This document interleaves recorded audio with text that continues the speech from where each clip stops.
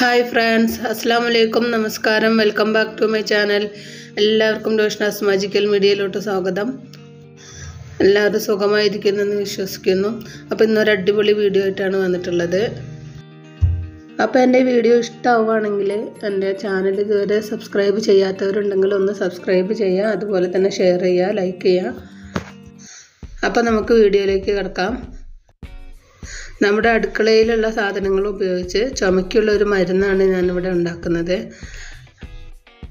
രാത്രി കാലങ്ങളിലെല്ലാം ഉണ്ടാകുന്ന വിട്ടുമാറാത്തൊരു ചുമല്ല, ഡ്രൈ ആയിട്ടുള്ള ചുമയ്ക്ക് പറ്റിയൊരു മരുന്നാണ്.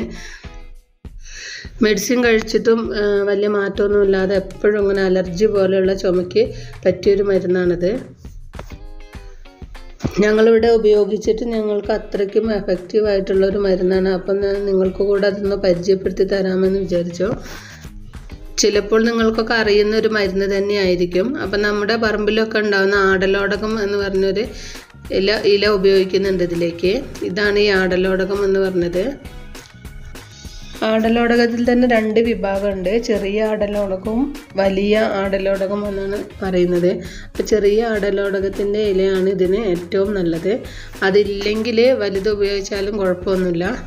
അപ്പം നമ്മുടെ പച്ചമരുന്നൊക്കെ പറിച്ച് ഞങ്ങൾ വീട്ടിലേക്ക് തന്നെ തിരിച്ചെത്തി. അപ്പോൾ ഇതിൻ്റെ ഓരോ ഇലയും നമ്മളിങ്ങനെ കഴുകിയെടുക്കണം. അതിൽ പുഴുവോ എന്തെങ്കിലും പ്രാണികളൊക്കെ ഉണ്ടെന്ന് നോക്കിയിട്ട് നല്ല വൃത്തിയാക്കിയെടുത്ത് കഴുകിയെടുക്കണം. അപ്പോൾ ഓരോ ഇലയും തന്നെ നോക്കിയെടുത്ത് നല്ല പോലെ കഴുകി വൃത്തിയാക്കി വെള്ളം ഡ്രൈ ആകാൻ വേണ്ടിയിട്ട് വെച്ചിട്ടുണ്ട്. അപ്പം ഞാനിതൊരു കുറച്ചധികം തന്നെ ഈ മരുന്ന് ഉണ്ടാക്കാൻ വേണ്ടിയിട്ട് എടുത്തിട്ടുണ്ട്. എന്നോട് 2 പേര് ചോദിച്ചിട്ടുണ്ട് ഈ ഒരു മരുന്ന് ഉണ്ടാക്കി കൊടുക്കാൻ വേണ്ടിയിട്ട്. അവർക്ക് മരുന്ന് റെഡിയാക്കി കൊടുക്കുകയും ചെയ്യാം. അപ്പോൾ നിങ്ങൾക്ക് കൂടെ പരിചയപ്പെടുത്താമെന്ന് വിചാരിച്ചിട്ടാണ് ഞാൻ ഈ ഒരു വീഡിയോ എടുത്തിട്ടുള്ളത്. ആടലോടകത്തിൻ്റെ ഇല വെള്ളമൊക്കെ വാർന്നൊന്ന് ഡ്രൈ ആയി വരുമ്പോഴേക്കും നമുക്ക് ഇതിലേക്ക് ഒരു 1/2 കപ്പ് കുരുമുളകും എടുത്തിട്ടുണ്ട്. അതൊന്ന് റോസ്റ്റ് ചെയ്തെടുക്കണം. അതുപോലെ തന്നെ ചുക്കാണ് എടുക്കുന്നത്. ചുക്ക് നല്ലപോലെ കഴുകി ഞാനൊന്ന് ചതച്ചിട്ടാണ് ഉപയോഗിക്കുന്നത്. നമുക്കിതൊന്ന് റോസ്റ്റ് ചെയ്ത് കിട്ടാൻ വേണ്ടിയിട്ടാണ് ചതച്ചെടുക്കുന്നത്. പിന്നെ ഇതിലേക്ക് ഞാൻ തിപ്പലി ഉപയോഗിക്കുന്നുണ്ട്. തിപ്പലി ഇല്ലെങ്കിലും കുഴപ്പമൊന്നുമില്ല, പക്ഷെ ഉണ്ടെങ്കിൽ കൂടുതൽ നല്ലതാണ്. അപ്പോൾ ഞാൻ മരുന്ന് കടയിൽ നിന്ന് വാങ്ങിയതാണിത്. ഇതില്ലാതെ തന്നെയാണ് ഞാൻ അന്നൊക്കെ മരുന്നുണ്ടാക്കിയത്, പക്ഷെ അതും കുഴപ്പമൊന്നുമില്ല, നല്ലതാണ്. തിപ്പലി നന്നായിട്ട് കഴുകി ഇതിലേക്ക് ചേർത്ത് കൊടുത്തിട്ടുണ്ട്. ഇനി ഇതിലേക്ക് വേണ്ടത് 2 ടേബിൾ സ്പൂൺ ചെറിയ ജീരകമാണ്. ചെറിയ ജീരകവും ചേർത്ത് നന്നായിട്ട് റോസ്റ്റ് ചെയ്തെടുക്കണം. നല്ല പോലെ റോസ്റ്റ് ആകുമ്പം അത് ഒരു പൊട്ടി വരുന്നൊരു രീതിയിലാകുന്ന സമയത്താണ് നമുക്കിത് എടുത്ത് മാറ്റി വെക്കേണ്ടത്.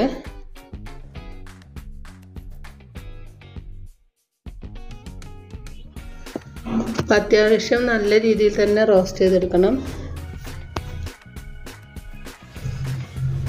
ചുക്ക് ചതച്ച് ഇതിലേക്ക് ചേർത്ത സമയത്ത് വിട്ട് നിൽക്കാത്തതൊക്കെ ഒന്ന് അത്യാവശ്യം നമുക്കൊന്ന് വിടർത്തി ഇട്ട് കൊടുക്കാം. നല്ല പോലെ റോസ്റ്റായി കിട്ടാൻ വേണ്ടിയിട്ടാണ്.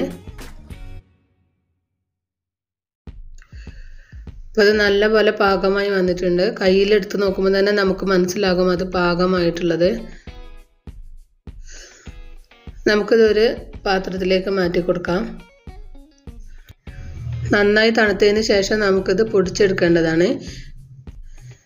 ഇതിലേക്ക് ഇനി വേണ്ടത് അരിയാണ്. അപ്പോൾ കുത്തരിയാണ് ഞാൻ എടുത്തിട്ടുള്ളത്. 1 കപ്പ് അളവിലാണ് കുത്തരി എടുത്തിട്ടുള്ളത്. അപ്പോൾ നല്ല പോലെ കഴുകിയിട്ട് ഇതും റോസ്റ്റ് ചെയ്തെടുക്കണം. അപ്പോൾ അരി നല്ല പോലെ കൈവിടാതെ ഇളക്കി കൊടുത്ത് ഫ്രൈ ചെയ്തെടുക്കുകയാണ് വേണ്ടത്.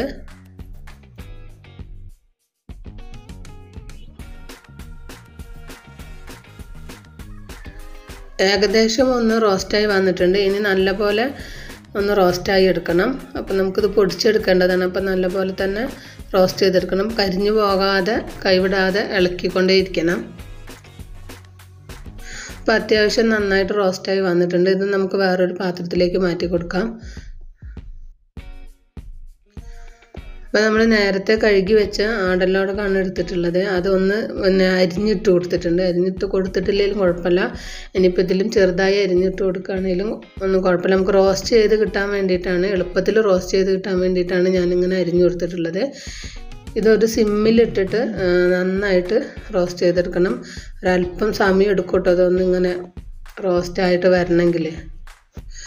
പച്ച ഇലയായത് കാരണം കുറച്ച് ടൈം എടുക്കും റോസ്റ്റായി വരാൻ. അപ്പോൾ കൈ വിടാതെ ഇളക്കി കൊടുത്തുകൊണ്ടിരിക്കുക.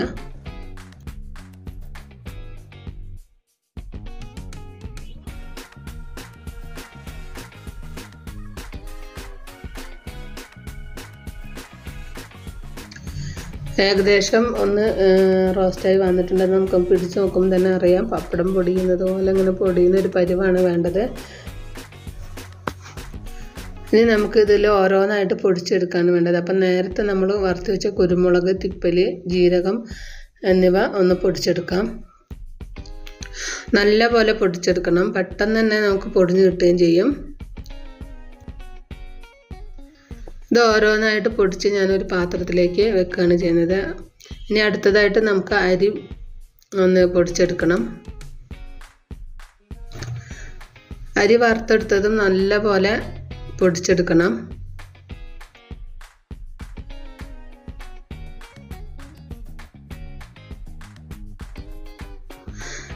എല്ലാം ഒരു പാത്രത്തിലേക്ക് തന്നെ ഇട്ട് കൊടുത്താൽ മതി. ഇനി നമുക്ക് അടുത്തതായിട്ട് ആടലോടകവും കൂടെ പൊടിച്ചെടുക്കണം. ഇപ്പോൾ മിക്സീൻ്റെ ജാറിലേക്ക് ഇട്ടിട്ട് അതൊന്ന് പൊടിച്ചെടുത്തിട്ടുണ്ട്.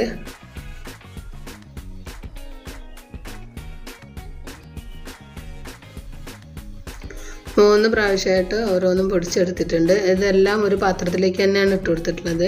ഈ ആടലോടകം അത്യാവശ്യം കയ്പ്പുണ്ടാവും. കയ്പ്പ് കുറയ്ക്കാൻ വേണ്ടിയിട്ടാണ് നമ്മളിതിലേക്ക് അരി ചേർത്ത് കൊടുക്കുന്നത്. അതുപോലെ തന്നെ നമ്മളിതിലേക്ക് ഇനി കൽക്കണ്ടമാണ് ചേർത്ത് കൊടുക്കുന്നത്. അപ്പോൾ ഇതിലേക്ക് ഒരു ചെറിയ മധുരവും പിന്നെ കഫമൊക്കെ മുറിഞ്ഞു പോകാൻ നല്ലതാണ് കൽക്കണ്ടം. അപ്പം അതും കൂടെ ഒന്ന് പൊടിച്ചു കൊടുക്കുന്നുണ്ട്.